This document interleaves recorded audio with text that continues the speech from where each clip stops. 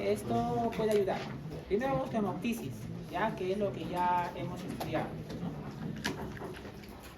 Un adulto mayor, varón con hemoptisis.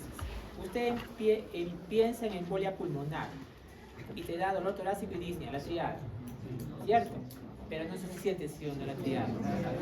Tienes que definirlo con un angioten, ¿no? O una tomografía con contraste. Pero ya tiene la sospecha, más uno. Tuberculosis, hemoptisis, tuberculosis. Dijimos, ¿no? Hemoptisis, tuberculosis. Si es masiva, o bronquiectasia, tuberculosis o cáncer. Baja de peso, suma. A más uno. Sudor nocturno también suma. Beca 3 cruces en esputo, ya pues ya es más 2 y 1. ¿También? Más 2. Ya no es más 1. Dime.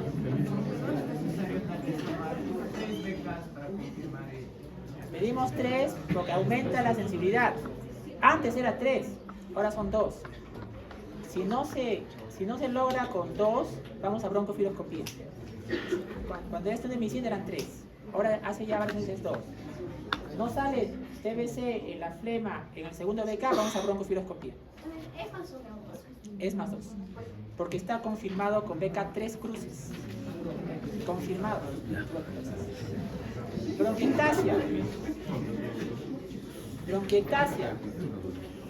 Si está con hemoptisis, adulto mayor y tiene bronquiectasias con acropaquia, suma pues. Seguimos en más 1.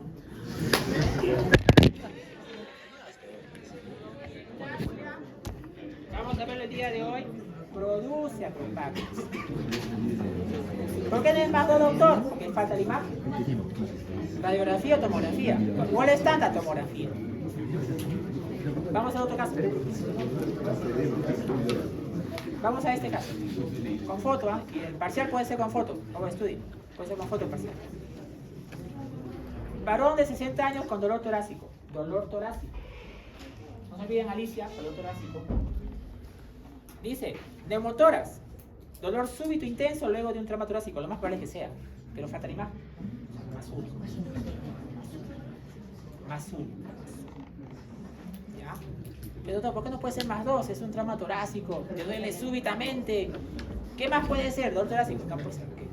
Depende de un infarto también. 60 años. No te digo cómo está doliéndole. Entonces, no puede ser neumotoras traumático. Lo primero que debo pensar es un trauma torácico neumotoras traumático. Ya tengo más 1 ya. Psicógeno. A ver, adulto mayor, 60 años, dolor torácico. Alicia, dolor torácico. Dolor retroesternal, opresivo, intenso, con irradiación brazo izquierdo, electrocardiograma, ST elevado en cara inferior. ¿Cómo va a ser psicógeno? Opción. Ese es menos 2. Porque el menos 2 invalida lo que estás pensando. Psicógeno. Ya le dije también. Cuando hay bandera roja, ponte en el peor escenario. Psicógeno es al final. Es un infarto. Confirmado ya casi. Solo faltan las enzimas. Terminamos con la fotito. Varón de 60 años con dolor torácico. Herpes zóster sospechas. Dolor intenso, hormigueo. Hormigueo puede ser dolor neuropático. Dolor neuropático es hormigueo, pinchazo y quemazón. Vesículas cutáneas. Acá están. 5 días de evolución.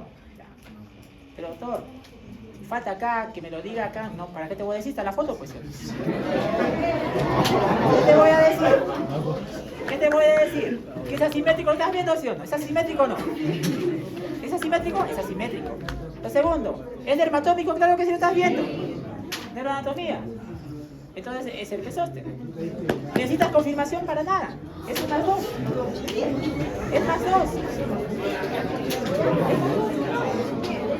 No requieres más que inspección. Tenemos problemas, nos ha pasado que vienen pacientes sordomudos. Entonces, ¿cómo le preguntas el dolor? A ver, ¿sabes por lenguaje de señas decir quemazón, ardor? ¿Quemazón? ¿Alguien sabe el lenguaje de señas? Difícil, ¿sí o no? Difícil ahí. ¿Cuándo va este paciente a una prueba auxiliar? Cuando tienes sospecha, pero no está claro, ¿no? Entonces le mandas a un test de SAM, ¿no? Un raspado, pero en este caso está confirmado. Herpes zóster es solamente con esos 4 parámetros, ¿no? Vesícula cutánea, dolor neuropático, asimétrico, dermatólogo. Más, no es más uno.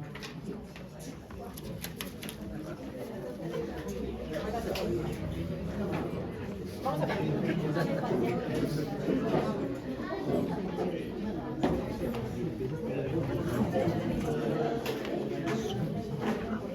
Bien. Esto es ya patológico. Vamos a entrarle con fuerza a lo patológico. Es la última parte del unidad 2. Empezamos con lo que es la inspección del tórax. Les había mencionado el tipo de tórax. Patológico, tenemos el tórax en tonel o tórax cilíndrico. Cuando los dos diámetros son iguales, antero, posterior y transversal. Eso lo vimos en pacientes enfisematosos, los EPOCs. Tenemos el tórax raquítico, que lo vemos en los pacientes tuberculosos. También llamado tórax paralítico. Se ve todos los espacios intercostales, se ven las costillas claritas. Tenemos el tórax hundido o en embudo, o si fue o el tórax infundibuliforme se llama, o tórax en embudo, o pectum excavatum. Miren cuántos sinónimos tiene. Tenemos el tórax en quilla, lo contrario, pecho de paloma. Tenemos el tórax sifoescoliótico. A ver, ¿qué es sifosis? Es joroba. ¿Cómo voy a ver la sifosis en el paciente? El paciente de costado, yo soy el paciente, ustedes son el médico, la doctora, y me ven así. Eso se llama jiba, también se llama sifosis. ¿Y cómo es escoliosis? Es al paciente de frente, la columna que debe estar así de frente, está desviada a la derecha, a la izquierda. Vean ustedes, sifosis lo ves al paciente así. Escoliosis lo ves al paciente o así. Ahora imagínense si los dos están juntos, entonces sí fue escoliosis. El tórax raquítico ya no se ve, por falta de vitamina D, que es un tórax arrosariado, parece un rosario, parece el tórax. En la parte no vemos ya hace tiempo, hace décadas no vemos eso. Entonces no olvidar ese punto de los tipos de tórax patológico. ¿Ya? En la inspección dinámica ya del movimiento ventilatorio, inspección, podemos ver acá ya problemas, por ejemplo, tiraje intercostal. ¿Qué es eso? Uso de muslos accesorios. Con el paciente, con su ventilación natural, no es suficiente para poder oxigenar. Entonces hace uso de la musculatura accesoria. Puede haber desde aleteo nasal, retracción supraesternal, tiraje costal. Lo tienes que revisar. Respiración paradójica es en pacientes que tienen traumas torácicos severos, en la cual no hay una sincronía entre inspiración y expiración, sino mientras está inspirando, el abdomen se está levantando también, ¿no? Por un trauma torácico severo. Entonces, todo paciente que tiene la frecuencia, la frecuencia respiratoria mayor de 20 se llama taquipnea. Menor de 12 se llama bradipnea. No olvidar este punto. ¿Ya? También hemos visto en la inspección, acá sí aplica las arritmias respiratorias que hemos visto en Disney. Check esto. Hiperepnias, apneas, ¿no? Tenemos la respiración, hiperventilación, los síndromes de hiperventilación en los pacientes que están muy ansiosos, con una ansiedad generalizada, toman aire y ellos dicen que no pueden llenar sus pulmones, todo es, entendimos, psicógeno, están pasando por un problema de pánico muy severo, ¿no? Y también la hiperventilación, que se llama la respiración de Kussmaul, ¿no? Es una inspiración y luego una expiración. Inspiración. Se llama respiración acidótica. No es igual, no tengo una foto, un video, una respiración acidótica que una hiperventilación en un paciente ansioso. Por ejemplo, el paciente que tiene una respiración acidótica está con una inspiración y luego baja. En cambio, el paciente que tiene un síndrome de hiperventilación por ansiedad generalizada está despierto y tú te das cuenta que él voluntariamente o ella está tomando aire voluntariamente.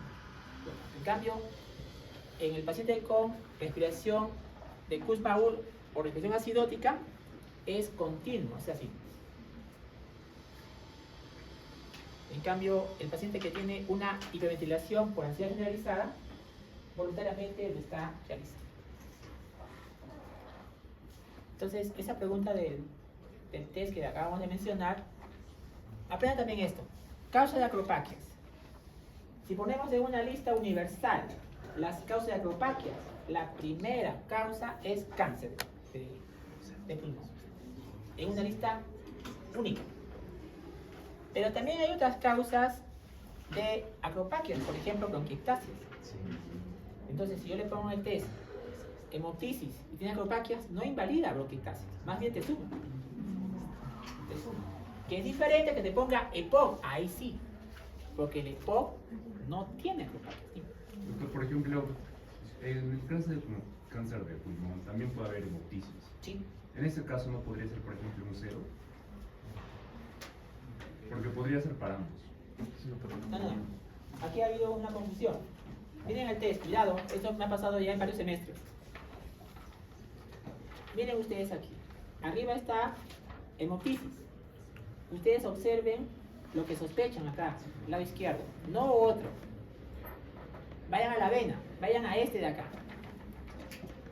Si acá te pongo acropaxias, bronquiectasia, suma bronquiectasia, es +1. Ya no me meto a otro, a cáncer, a nada. Sino, tienes que ir directamente a lo que sospechas aquí. Tampoco te fijes en el de arriba, ni en el de abajo, porque tienes que apuntar a lo que está. Ahí ha habido varias confusiones, vamos a tener que trabajar más en eso. Entonces, en este caso, si tenemos un paciente con acropaquias, en la lista total tenemos que pensar en cáncer.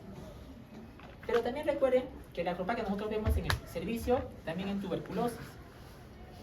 La tuberculosis de acropaquias, imagínense, ¿no? Y otras enfermedades más. Entonces, va a depender del contexto del paciente para que puedas diagnosticar. Acropaquias, también llamado dedos en play de tambor, ¿por qué ocurre? Por anoxia dística. ¿Ya? Puede ser universal en los 20 dedos. Puede ser en un solo lado. O puede ser en un solo dedo. Cuando es un solo dedo se llama pseudoacropaquia. ¿Ya? También va a tener que fijarse pues si hay cianosis. Central, labios, lengua. Periférica, lecho unguial. Si no está claro, cuidado. Miren, cuidado la pregunta, cuidado la pregunta. Si tienes esta acropaquia, miren, severa, miren este. Aquí ya no se hace el signo de Charcot. Signo de Charcot, o sea, contraponer los pulgares así, para ver si está ahí el espacio romboidal, es cuando tiene una acropaquia leve que tú dices, eso no es, ¿no?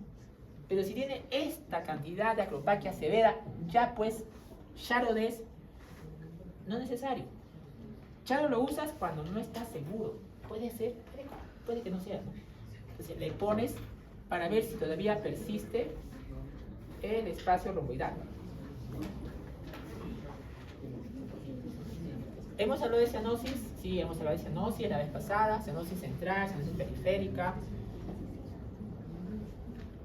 De repente, a veces les pedía, ¿no? A ver, regálame un pulgar arriba, ¿no? Y algunos no todos me han enviado. Algunos habrá estado en el Meet y no habrá estado atento a las clases, de repente estaban manejando, qué sé yo. Entonces es la oportunidad, pues. La cianosis no se puede pasar, porque si tú ves cianosis de un paciente, por reflejo le pones oxígeno. No es de buena formación médica, de verdad que eso es algo que debe tener presente. Que viene un paciente cianótico y tú sigues sentado, la casa de ustedes es material noble con techo de calamina. Si estás cianótico, tú te levantas, vas con la silla de ruedas, le pones oxígeno y sigues haciendo la anamnesis. Esa es actitud, esa es formación. O sea, hay síntomas, signos que te mueven, ¿no? Cianosis, disnea, hemoptisis, te mueven. Le vas tratando y le vas haciendo anamnesis. Cuidado, porque eso debe mejorarse. En todo caso, no olvidar el paciente que sale de un incendio, inconsciente, en coma, con las ropas y la piel llena de un olor a humo, y llega con unas pupilas midriáticas, ojos de muñeca, para intubar, lo intubas. La pregunta es, ¿qué pasó? ¿Por qué está así? Cianótico, labios cianóticos, uñas cianóticas. ¿Cuántas anoxias hay? 4. ¿Cuáles son? Anoxia anóxica, anoxia anémica, anoxia histotóxica y anoxia por éstasis. Si este paciente viene de un incendio y viene en estas características, la pregunta es, ¿cuántas anoxias tiene de las mencionadas? Todas. Todas. Tiene anoxia anóxica, ¿por qué? Porque la anoxia anóxica te da la cianosis central. ¿Estás bien? Tiene cianosis por éstasis periférica también. Los dedos están cianóticos. Tiene cianosis anémica, pero si no es sangrado. No, es que también en la anémica está la intoxicación por monóxido de carbono, que lo he inhalado. ¿Y tiene anoxia histotóxica? Claro que sí. El cianuro, que también está en esta situación, ya ha intoxicado el oxígeno en las mitocondrias.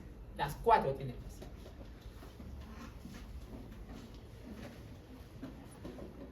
Manifestaciones extratorácicas de enfermedades respiratorias. Una mano con acroesclerosis. Esto es una esclerodactilia. Pero esto, ¿qué tiene que ver con el pulmón? Que cuando vemos una mano así, sospechamos esclerosis sistémica progresiva. Y esa enfermedad de colágeno daña el pulmón, haciéndolo fibrótico y hipertensión pulmonar. Entonces, cuando tenemos este problema en la mano, buscamos en el pulmón y encontramos fibrosis pulmonar, encontramos hipertensión pulmonar. Este signo de Schall, un eritema tipo Schall, tipo chalina, en una mujer que sospechamos dermatomiositis. ¿Cómo sospecho eso? Mujeres jóvenes, doctor, no puedo peinarme, se me cansa, no puedo subir escaleras, tengo cansancio acá, debilidad de cintura escapular y pélvica. Signo de Schall, dermatomiositis. Hasta ahí, ¿de dónde saca usted lo respiratorio? Que esto significa, a veces, tener un síndrome paraneoplásico. ¿Saben lo que es un síndrome paraneoplásico? ¿Cómo defines un síndrome paraneoplásico?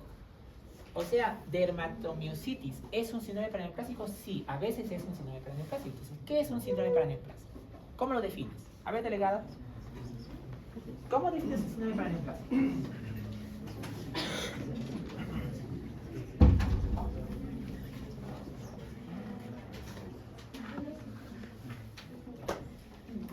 ¿Alguna idea? Puede ser, o sea, los signos y síntomas se pueden indicar que hay algún tipo de, o sea, neoplasia, porque, pero realmente, o sea, no es como que confirmatorio o que hay algo que me diga, ay, sí, es verdadero que es una neoplasia. Recuerden, síndrome paraneoplásico es péptidos que semejan o simulan o remedan hormonas o anticuerpos o factores de crecimiento o interleucinas. ¿Y quién produce esos péptidos, doctor? El cáncer. Entonces, un síndrome paraneoplásico no es difícil sospecharlo si el paciente ya dice que tiene cáncer, o sea, ya lo tienes, ya sabes que tiene cáncer.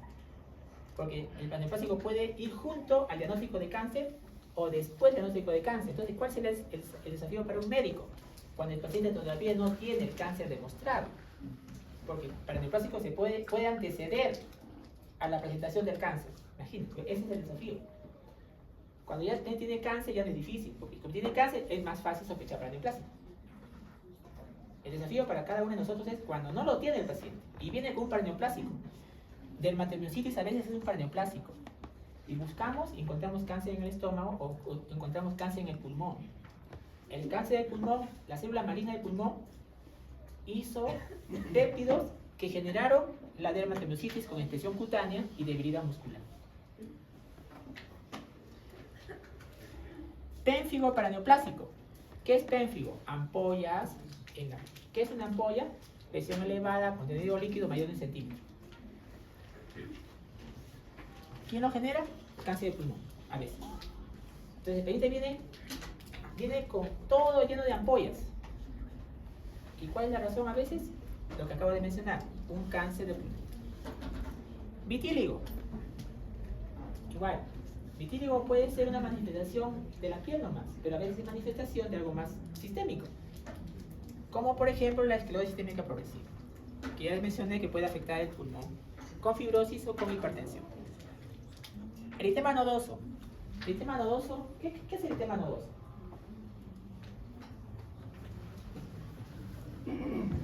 ¿Qué es un nodo? Un nódulo cutáneo es lesión elevada, contenido sólido menor de 1 centímetro. Mayor de 1 centímetro. Eritema nodoso, que está circunscrito con eritema y es doloroso. ¿Dónde ocurre este eritema nodoso? En las piernas, cara anterior. También lo hemos visto en la cara posterior de los antebrazos. ¿Y a quién le pasa esto? Mayormente a mujeres de edad media, mujeres jóvenes. ¿Y qué tiene que ver eso con el pulmón? Que a veces es manifestación de tuberculosis cutánea. Tuberculosis cutánea, a veces. Pregunta del test. Pregunta del test. ¿No? Ya les mencioné, ¿no? La respuesta, ¿no? Si no le descubres la piel, no lo diagnosticas. ¿Sí o no? Si está arropado y examinas por encima de su chopa, su polo, su virilín, no lo vas a agarrar. Pero si le descubres, ves asimétrico, vesículas, dolor que ya mencioné, dermatómico, herpes zóster, ¿no? Y el paciente no sabe que es herpes zóster. Él piensa que está mal de los pulmones, porque le duele esa parte. Incluso viene asustado por eso. Masa en el cuello, ¿no? Ganglio de bicho, ¿no? Argente. Está supraclavicular izquierdo, duro, grande, indoloro, fijo. Si nace en el ganglio se llama linfoma. Si viene de otro lado se llama metástasis. ¿De dónde puede ir? Del pulmón. Del pulmón al ganglio de bicho. Síndrome de Horner. Síndrome de Horner. Miosis. Tosis. ¿Qué es tosis? Caída de párpado. ¿Y qué tiene que ver con el pulmón? Un tumor en el ganglio estrellado, en el vértice pulmonar. Presiona la parte simpática y genera estos problemas. Síndrome de vena cava superior, plétora facial o cianosis facial, edema esclavina, circulación colateral. ¿Por qué ocurre eso?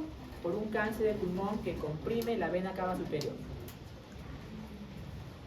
Y al comprimir la vena cava superior, la sangre ya no baja, sino se queda congestionada en la parte de la cara, del cuello. Hay un edema venoso. Y como no pasa la sangre venosa, entonces hace circulación colateral. Púrpura en la piel. Vasculitis. Vasculitis, ¿qué cosa es vasculitis? Inflamación de la piel de los vasos.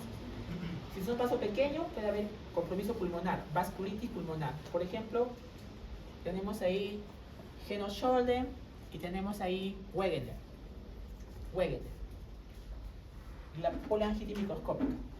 Entonces, de esta miscelánea de fotos, algunas más frecuentes podría ser motivo de parción. ¿Ya? Seguimos en inspección. Vamos a tórax. Tórax. ¿Qué pasa si está abombado un lado?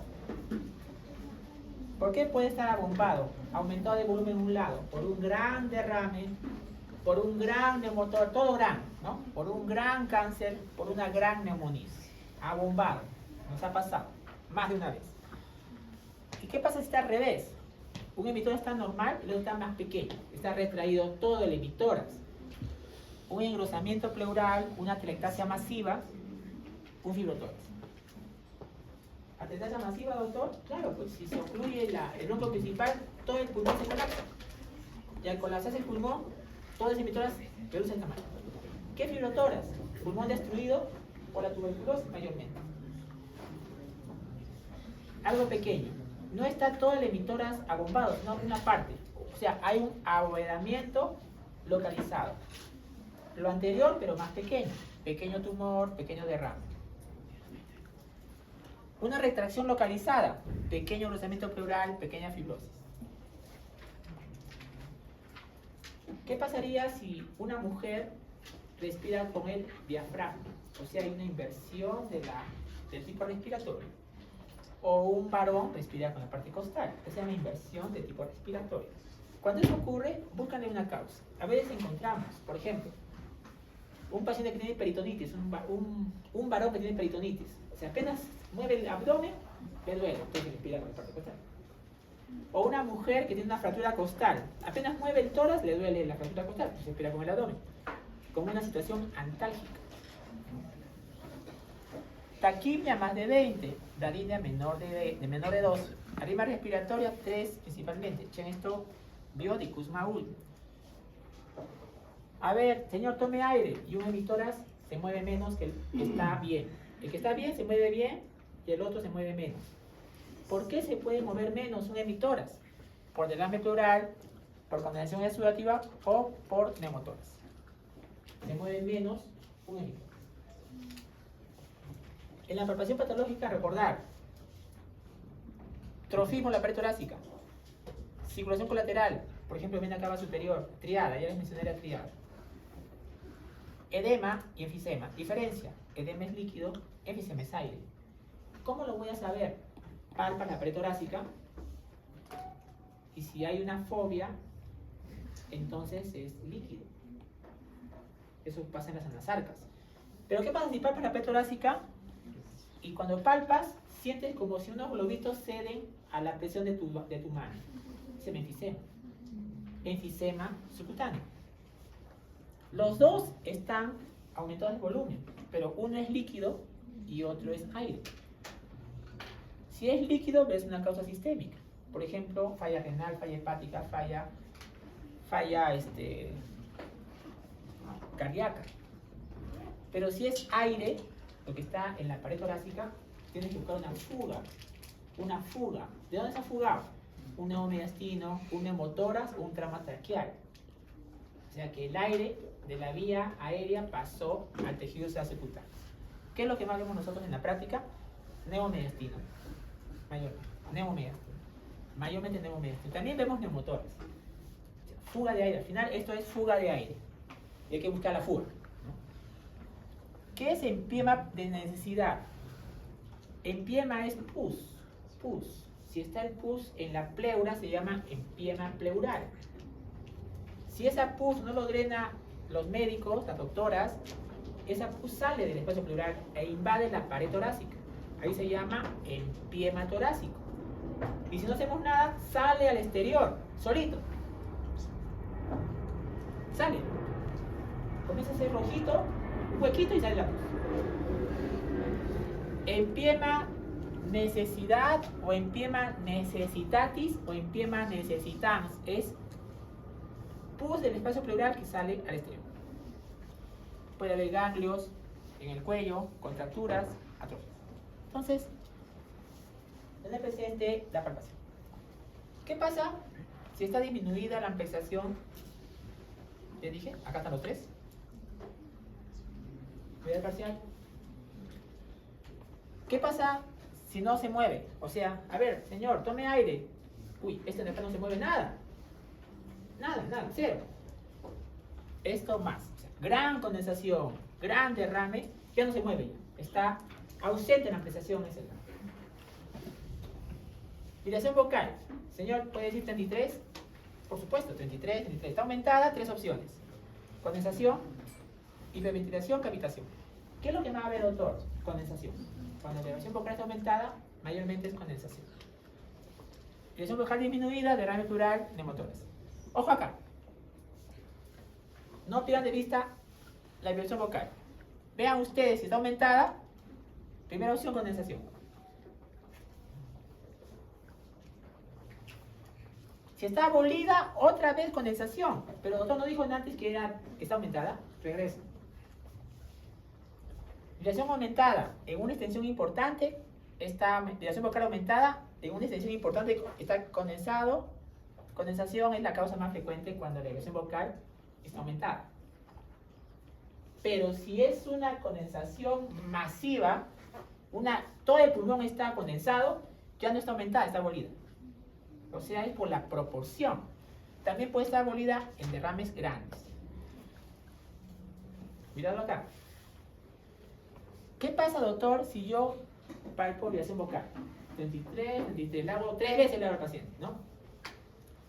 Y no encuentro que está alterado. O sea, pasa bien. Vibración vocal pasa bien. Derecha, izquierda, arriba, atrás, perdón, adelante, atrás y el ojo está. Pero vas a la ecografía y encuentras condensación pequeñita. Entonces, conclusión. La vibración vocal puede estar normal si es pequeña la condensación. Puede estar abolida. No sientes nada en la palma si es gran condensación, masiva, todo el pulmón. Y puede estar aumentada, que es lo que más vemos cuando hay una condensación importante, una extensión importante, pero no todo el pulmón. 3 opciones de condensación, de vibración vocal en condensación. Aumentada, abolida, normal. Entonces no hay reclamos en el parcial, ¿ah? Doctor, ¿dónde la leyó usted? Anda Llanos, ahí está, ¿no? Y es cierto, ¿no? Entonces lean bien el tenor, ¿no? Lean bien el tenor, ¿ya? No es que esté equivocado, sino es la proporción. También puede haber en atelectasia disminución de la vibración vocal. ¿Qué pasa en la percusión? Dijimos antes que lo normal es sonoro, ¿sí o no? Pero puede ser hiposonoro alterado o hipersonoro alterado. Entremos a lo hiposonoro. En lo hiposonoro, 2 opciones: matidez y submatidez. Matidez es condensación otra vez, o derrame pleural. A veces la diapo no nos permite meter mucho texto, ¿no? Aquí agregaría en matidez, además lo que está escrito acá, atelectasia. Engrosamiento pleural, tumor. Su matidez, a diferencia de esta, es menor proporción, menor tamaño de la lesión, pequeña condensación, pequeño derrame. Pues dice, doctor, pero ¿cómo yo sé que es su matidez? Al menos lo tengo claro, ¿no? Me he percutido acá el área hepática mía. Este es mate. Si esto yo lo percuto en un paciente, en su área pulmonar, infraclavicular, axilar o la parte posterior, pues es matidez, porque es matidez hepática. Entonces, ¿cómo yo logro saber si es su matidez? Respuesta, es un intermedio entre sonoro y mate. O sea, es un interfaz. ¿Y cuál es la diferencia, doctor? Lo estás viendo.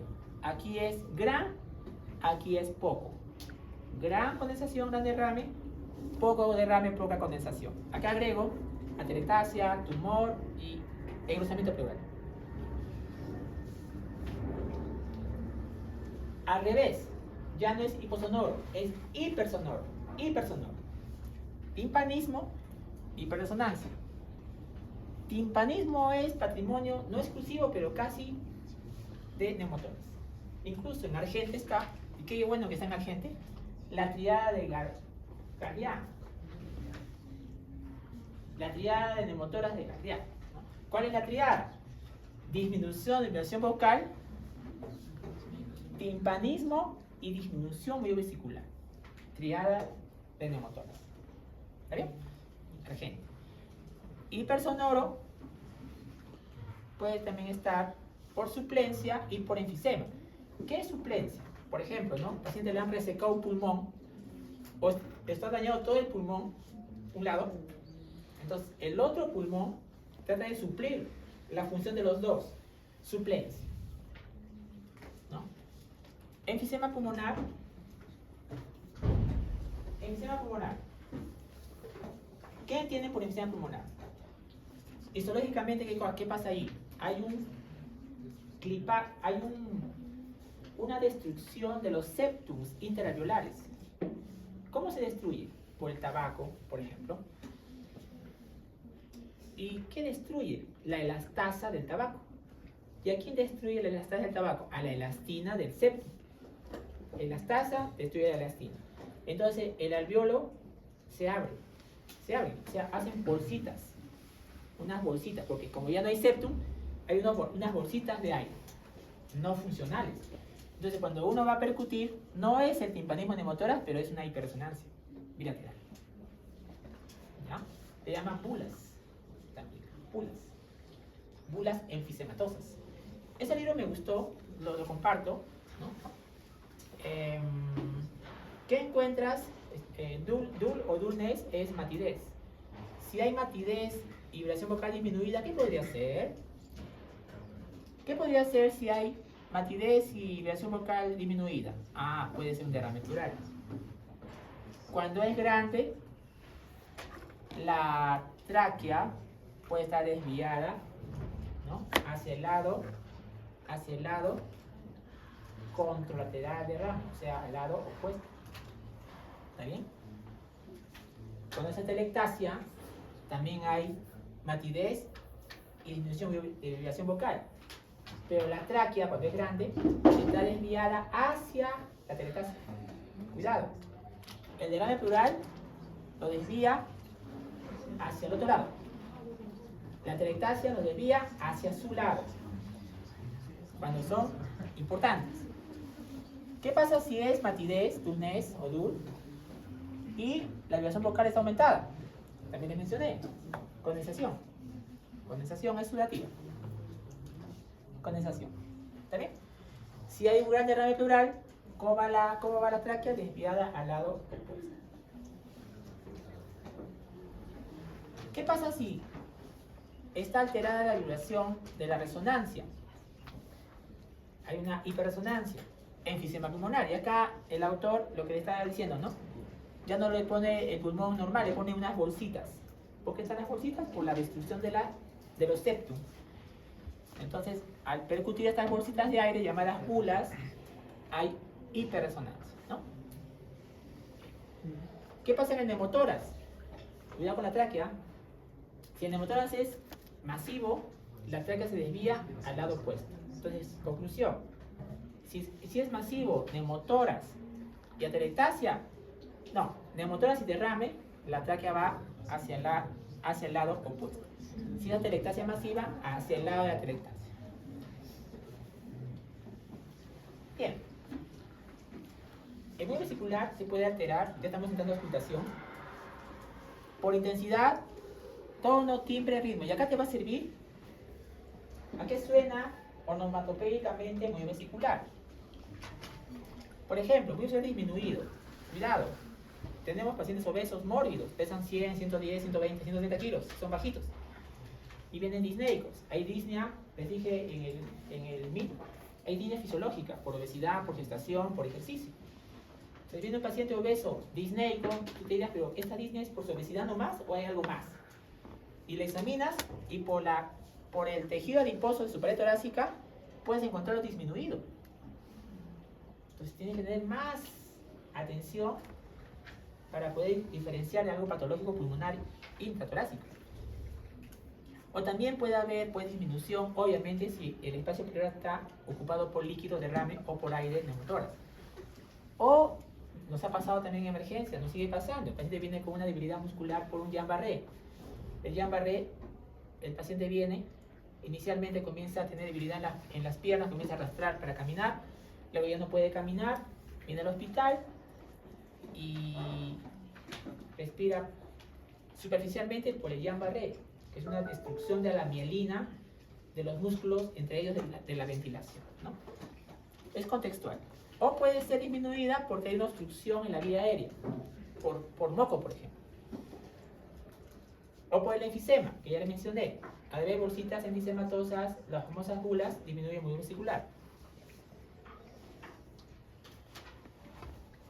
El movimiento vesicular puede alterar, es agudo, condensación, respiración ruda, lo vemos frecuente en la bronquitis crónica, en las condensaciones. Esta es una alteración y ustedes lo van a diferenciar de la onomatopea movimiento vesicular, que ya les mencioné. Frecuencia mayor de 20, menor de 12. Modificación de la duración relativa inspiración-expiración. ¿Qué dice Llanos? Que un tiempo de inspiración, 2 tiempos de inspiración es lo normal. ¿Qué pasa si el paciente viene con 3 tiempos de expiración? Se llama expiración prolongada. ¿Dónde ocurre eso? Asma EPOC. O sea, mayor tiempo de expiración. ¿Por qué? Porque el paciente no puede botar el aire bien. O modificación de la continuidad del muelle vesicular, ¿no? Ansiedad, por ejemplo. O lo que les digo también, ¿no? En las emergencias, ¿no? Viene un paciente mojado por la lluvia, inconsciente, y le encuentras en la emergencia tiritando. Y le examinas. Entonces, su muelle vesicular entrecortado, ¿no? Porque en escalofríos, a veces examina con escalofríos, no se puede escuchar correctamente el muelle vesicular porque está entrecortado. Soplos. ¿Cuántos soplos hay? 5. ¿Cuál es fisiológico? Glótico. ¿Cuáles son patológicos? Los que vamos a ver. Tubárico, pleural, cavernoso y anfórico. Patológicos. Tubárico. ¿Cómo suena?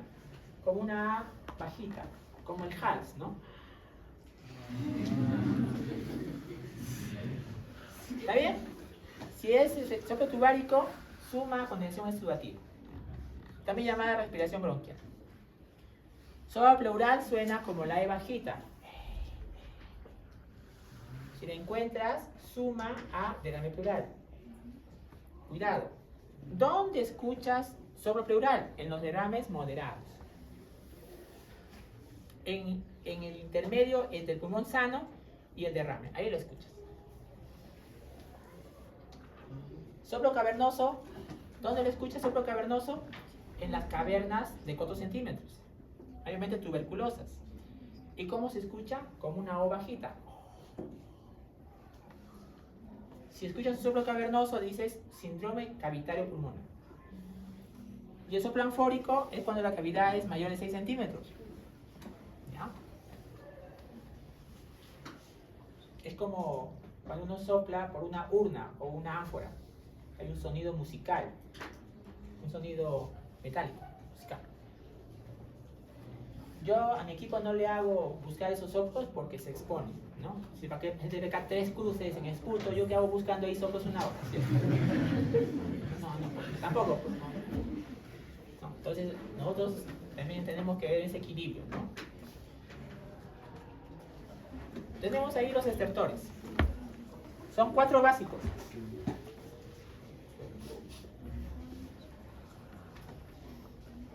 ¿Me pueden dar unos 10 minutos? ¿Es posible? Sí, doctor. Para terminar, ¿ya? Estertores son sinónimo de estertor: agregado, sobreagregado, adventicio, rales. Miren cuántos sinónimos tiene. No está bien decir estertor roncante. Es como si yo dijera mírenme, yo soy un humano Robert. No soy un perro, ¿cierto? ¿Tengo que decir humano? No, ¿sí? ¿Se entiende, no? Igual. Al decir tu roncante, sibilante, crepitante, sublente, ya estás diciendo implícitamente que son estertores. Entonces, ¿cuándo digo eso, doctor? Cuando no encuentras, ¿no? O sea, el muelle vesicular pasa, no encuentras nada, entonces dices no rales. Dices no estertores. Pero al revés no lo digas, porque se entiende que son, si lo encuentras. Entonces, ¿cuántos estertores tenemos? Mayormente son 4. Características. Primero la entrada, ¿ya? De estos, 3 son de vía aérea. Roncante, sibilante, subcrepitante. Alveolo es crepitante. Segundo, 1 es inspiratorio, crepitante. Los otros 3 son expiratorios. 1 es fijo, crepitante. Los demás son móviles. 1 no se modifica fácilmente. No se modifica fácilmente. Los otros se modifican. ¿Con qué se modifican? Con la tos y teturación. ¿Ya? Esa es la entrada. Entonces vamos a examinar cada uno de ellos. Acá están los síndromes que vamos a estudiar este semestre y otros. Condensación, atelectasia, derrame, neumotoras, enfisema. Entonces, los estertores, ¿dónde encuentro crepitantes? Condensación. Crepitante te da el síndrome de condensación. ¿Ya? Listo. Lo demás lo estamos viendo. ¿Por qué ponemos roncante primero? Porque es el que más escuchamos, es el más frecuente. Características del roncante son expiratorios, onomatopeya, ronquido de una persona que duerme roncando. ¿Cómo se dice? Roncante, roncus o roncus. Roncus o roncos. Mejor roncus. Mejor roncante. Son móviles, expiratorios. Es el único estertor que tiene palpación. Podemos palpar un roncante. Se llama frémito bronquial. Se modifica, se puede escuchar en todo el tórax, se puede escuchar sin estetoscopio a oído. Nosotros escuchamos a los pacientes cuando le ronca el pecho sin estetoscopio. ¿Y qué traduce? Depende. Depende. Con roncante, si ustedes revisan a la gente, con el search, buscan roncante, van a encontrar en condición exudativa, bronquitis aguda, bronquitis crónica, asma, van a encontrar en varios síndromes y enfermedades. ¿Qué significa roncante? Puramente inflamación bronquial, mayormente. Sibilante. Sibilante. Tono agudo, el anterior era tono grave. Timbre musical, piante, mayormente expiratorio. Traduce obstrucción de 3 escenarios anatómicos. Intratorácico superior, por ejemplo, estenosis traqueal. Intratorácico inferior, por ejemplo, asma bronquial. Intratorácico superior, por ejemplo, síndrome de goteo postnasal. Se escucha sin estetoscopio a veces, onomatopeya, canto de pájaros, canto de ballena, canto de pajaritos. Se puede escuchar toda la especie del tórax, es móvil, se modifica. También puede ser polifónico o monofónico. Polifónico va más con asma, monofónico va más con obstrucción de vía aérea superior. No es sinónimo sibilante que estridor, por favor, apúntenlo. No es sinónimo sibilante que estridor, son diferentes. Sibilante expiratorio, estridor inspiratorio. Sibilante, 3 escenarios, estridor, obstrucción de vía aérea superior. En cuenta sibilante, puedes plantear con propiedad síndrome de obstrucción de vía aérea. Argente. ¿Dónde es sibilante? Obstrucción de laringe, vía aérea superior. Asma bronquial, enfisema. Sibilante. ¿Cuántos adjetivos sibilantes? 4. ¿Cuáles son? Monofónico, polifónico. Expiratorio, inspiratorio. Más expiratorio. Recuerden, más expiratorio. Localizado o difuso. Localizado o difuso. Si es localizado el sibilante, ¿qué sospechas? Tumor, cuerpo extraño o alteración anatómica. Y el otro es, ¿dónde está? Anatómicamente. Crepitante. Esto es trazador de buena formación. Que lo hayan escuchado en su paciente. En todo el semestre, en la rotación. ¿Qué denota crepitante? Síndrome de condensación. Características: breve, pequeño, fino, mayormente inspiratorio, ojo, teleinspiratorio, al final de la inspiración. Onomatopeya, fruta de cabello. Fijo, no da sensación palpatoria como el roncante, no se modifica fácilmente, aunque un libro español he leído que sí se puede modificar por la tos, pero en general no se modifica. Timbre velcro, crujiente, crujido. Y da el síndrome de condensación. ¿Qué es condensación? Lo inverso a evaporación. Entonces el alveolo ya no está con aire, está con 2 estados de materia. 3 estados de materia que no son gaseosos. ¿Cuáles son? Plasma, líquido, sólido. Si fuera sólido sería cáncer. Condensación productiva. ¿Dónde está doctor? Más ahí. Si fuera pus sería exudativa, lo primero que pensamos. Y si fuera plasma, sería falla cardíaca o congestión pulmonar. Pero ¿qué pasa si el problema no está en el contenido del alveolo, sino está en el continente, en sus paredes? Condensación retráctil. ¿Dónde está eso? Más ahí. Entonces, en conclusión, la condensación del crepitante me da 4 opciones. ¿Cuáles son? Pus, fibrosis de la pared, cáncer, y acá me falta el plasma de la falla cardíaca. La pregunta del millón, pregunta tramposa, ¿no? Pero si existe una condensación atelectásica, sí existe, pero hay silencio respiratorio. Entonces aquí no hay crepitante. ¿Por qué, doctor? Porque hay silencio respiratorio. Pero es una condensación, sí, pero hay mal.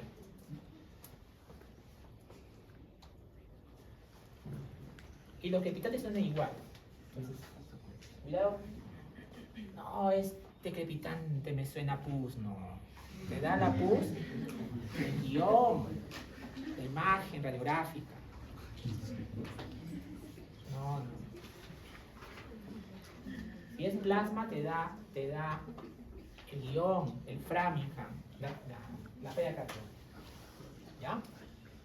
Su crepitante es móvil, expiratorio, se modifica. Onomatopeya, recuerden este dato. Burbujeo. ¿Qué burbujea? Secreción. ¿Qué secreción puede estar en la vía aérea? Moco, contenido de quiste hidatídico roto, contenido de absceso pulmonar, sangre de una hemoptisis, agua de río si el paciente casi se ahoga. Cualquier cosa que burbujea, su crepitante. ¿Ya? Entonces va a depender el síndrome del guión que estás estudiando. Puede ser bronquitis aguda, bronquitis crónica, asma, bronconeumonía en los niños, etc. 7 diferencias entre crepitante y sucrepitante. A ver, vamos. Crepitante alveolo, sucrepitante vía aérea. Crepitante inspiratorio, sucrepitante expiratorio. Crepitante No modifico. fijo, sucrepitante móvil. Crepitante no se modifica, sucrepitante se modifica. Crepitante, onomatopeya, frota de cabello. Sucrepitante, onomatopeya, burbujeo. Crepitante, síndrome de condensación. Sucrepitante va a depender de qué secreción es. Bronquitis aguda, bronquitis crónica, asma, quiste hidatídico roto, absceso pulmonar, drenado. Crepitante, sonido bajito. Se te puede pasar, se nos pasa, incluso con mi grupo, estoy examinando la historia. No había crepitante, pasa a otro servicio y encuentra crepitante. ¿Qué hace? ¿Apareció ahí? No, sino que se pasó. Hay que tener mucho cuidado.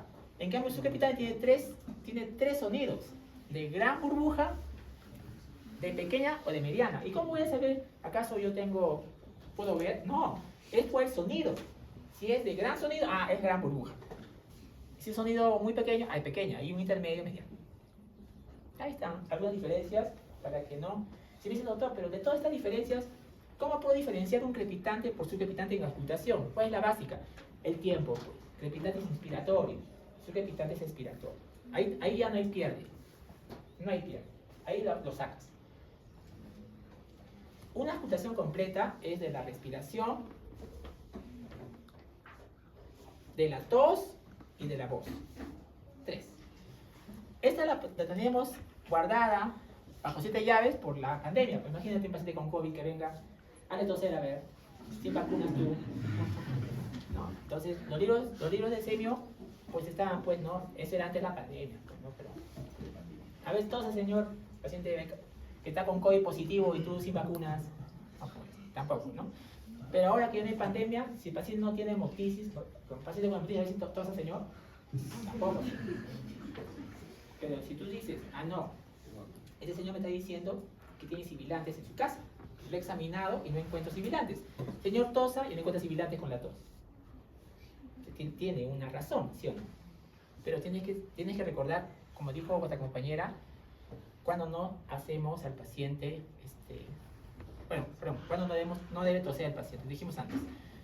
Cuando el paciente le haces toser, cuando hay seguridad, tú al escuchar sabes qué tipo de tos es. Pitonal, coqueluchoide, mortoniana, hemos revisado. Ahora hay un brote en el Perú de pertussis. Esa tos es contagiosa. ¿Te vas a toser?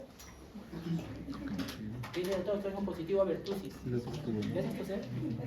Es contagiosa. Y la inmunidad nos dura 10 años. O sea, a los adolescentes ya, y ustedes no son adolescentes, ¿no? Y han tenido refuerzos, incluso a los médicos que hacemos respiratorio nos dicen, usted vacúnese contra pertussis porque está en riesgo. Entonces, si el paciente es pertussis positivo, ¿le haces toser? No, porque todo ese ambiente se queda cargado de los microbios. El paciente que viene o el personal de apoyo se puede contagiar. Entonces, tú tienes que saber en qué casos no le haces toser. Pero si no tiene ningún impedimento, también ustedes saben, ¿no? Si el PK3 cruza en esputo, ¿le haces toser? No, sí. Entonces, ¿para qué le hago toser al paciente? Cuando no tiene riesgos, él, ni en nuestro equipo, ni familiar, ni nadie, ni pacientes otros. ¿Para qué? Para saber qué tipo de tos es. ¿Qué más? Para saber si se aparece o desaparece un estertor. ¿Qué estertores pueden aparecer sibilantes? ¿Qué estertor puede desaparecer? Sucrepitante. Pregunto, ¿por qué un sucrepitante puede desaparecer con la tos? Porque se pueden ver las secreciones hacia otro lado. Claro, pues la secreción está burbujeando, todo se expectora en el lavabo y ya no hay, pues. Desapareció.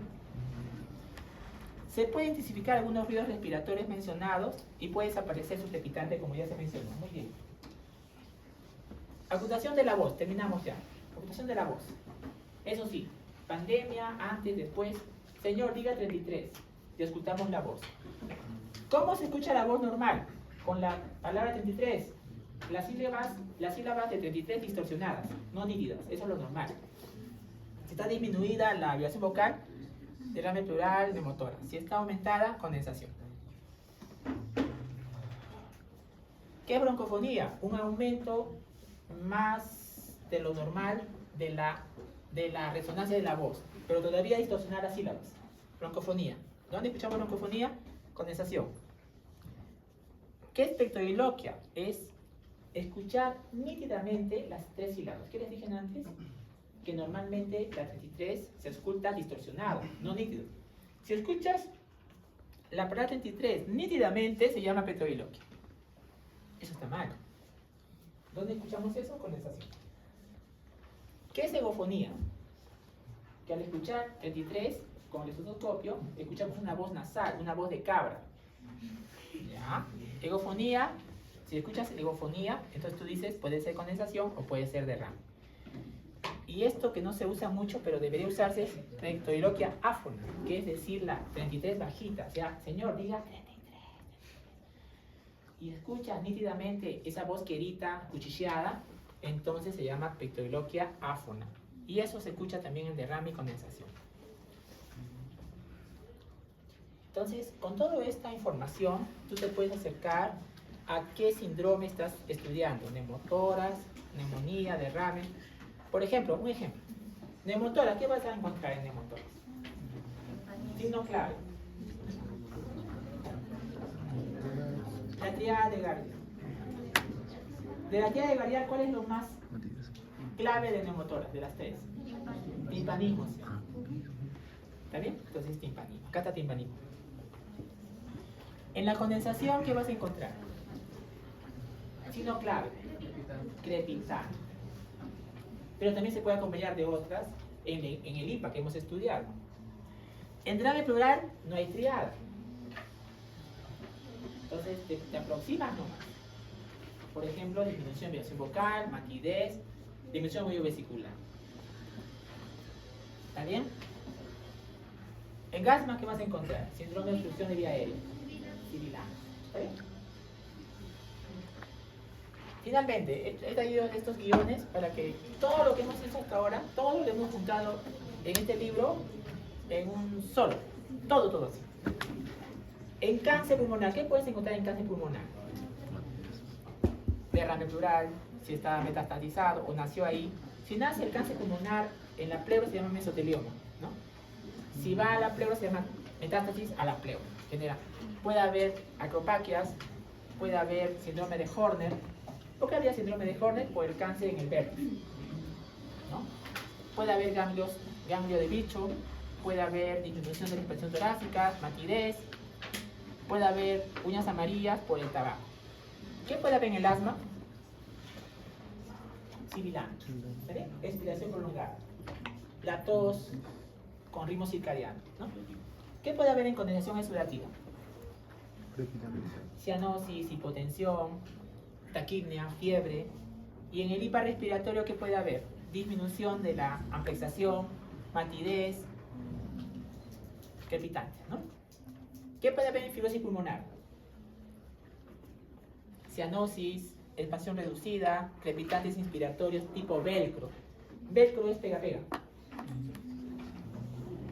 Este es mi saturómetro. Este es velcro. Le decimos pega-pega, ¿cierto?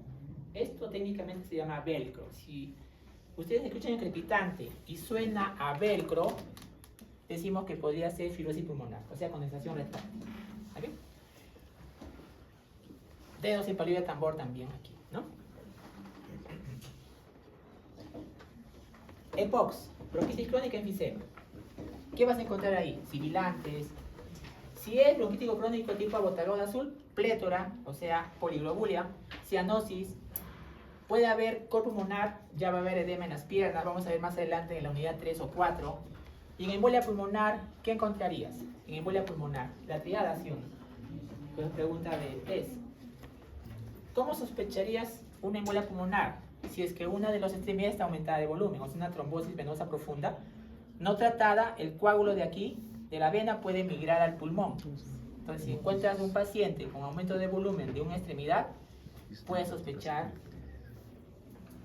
que tenga trombosis pulmonar si tiene síntomas. ¿Cuáles son los síntomas? Lo acabo de decir, ¿no? En el test. Disnea, dolor torácico.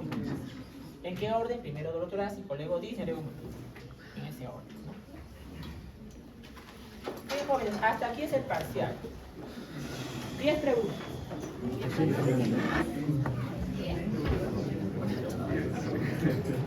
Para marcar. Algunas preguntas para llenar. Fotos a colores.